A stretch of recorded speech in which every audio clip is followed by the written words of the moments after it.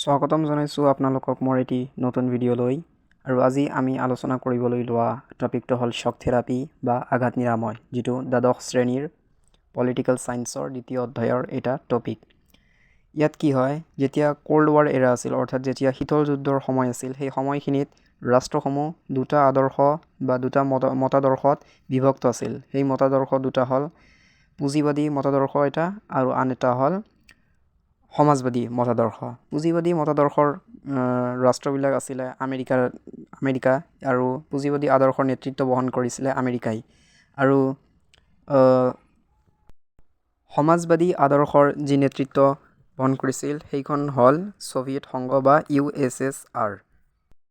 আৰু এই দুখন মতাদৰ্শৰ ৰাষ্ট্ৰৰ মাজত যি যুদ্ধ হৈছিল, সেইটো শীতল যুদ্ধ হৈছিল, মতাদৰ্শৰ যুদ্ধ হৈছিল, আদৰ্শক লৈ যুদ্ধ হৈছিল। এই দুখন ৰাষ্ট্ৰৰ এখনে আনখন নিজৰ নিজৰ যি মতাদৰ্শ, সেই মতাদৰ্শখিনি গোটেই বিশ্বতে আধিপত্য বিস্তাৰ কৰিবলৈ বিচাৰিছিল। আৰু এই শীতল যুদ্ধৰ অন্তত কি হৈছিল, পুঁজিবাদী ৰাষ্ট্ৰবিলাক যিবিলাক আছিল, অৰ্থাৎ USA যিবিলাক ৰাষ্ট্ৰৰ নেতৃত্ব বহন কৰিছিল, সেই ৰাষ্ট্ৰবিলাক শীতল যুদ্ধৰ অন্তত গৈ বিজয় লাভ কৰিছিলে। আৰু সমাজবাদী ৰাষ্ট্ৰ যেনেকুৱা USSR অৰ্থাৎ ছ'ভিয়েট ৰাছিয়া বা ছ'ভিয়েট সংঘ যিবিলাক আছিলে, এইখন পৰাজয় বৰণ কৰিছিলে। আৰু যিহেতু পুঁজিবাদী আদৰ্শৰ ৰাষ্ট্ৰবিলাকে সমাজবাদী আদৰ্শৰ ৰাষ্ট্ৰবিলাকক হেৰুৱাই দিলে, তেতিয়া কি কৰিলে, এই সময়ত যেতিয়া এই শীতল যুদ্ধখনৰ অন্ত পৰিলে, তেতিয়া সমাজবাদী ৰাষ্ট্ৰবিলাকে এটা চিন্তা কৰিলে যে আমি এতিয়া সমাজবাদীত নাথাকোঁ, আমি এতিয়া সমাজবাদীৰ পৰা পুঁজিবাদীলৈ যাম।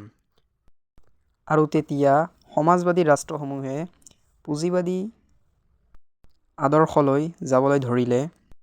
অৰ্থাৎ ইয়াক যদি আমি পইণ্ট আকাৰে চাওঁ, তেনেহ'লে এইটো হ'ব ছ'ভিয়েট সংঘৰ পতনৰ পিছত ৰাষ্ট্ৰসমূহে সমাজবাদী আদৰ্শৰ পৰিৱৰ্তে পুঁজিবাদী আদৰ্শ গ্ৰহণ কৰিবলৈ আৰম্ভ কৰে।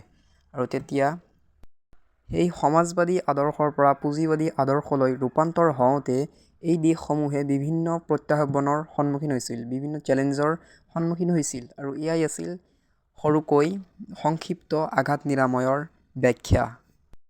এতিয়া হয়তো আপোনালোকে অনুমান কৰিব পাৰিছে অলপ হ'লেও যে শ্বক থেৰাপি কি হয়।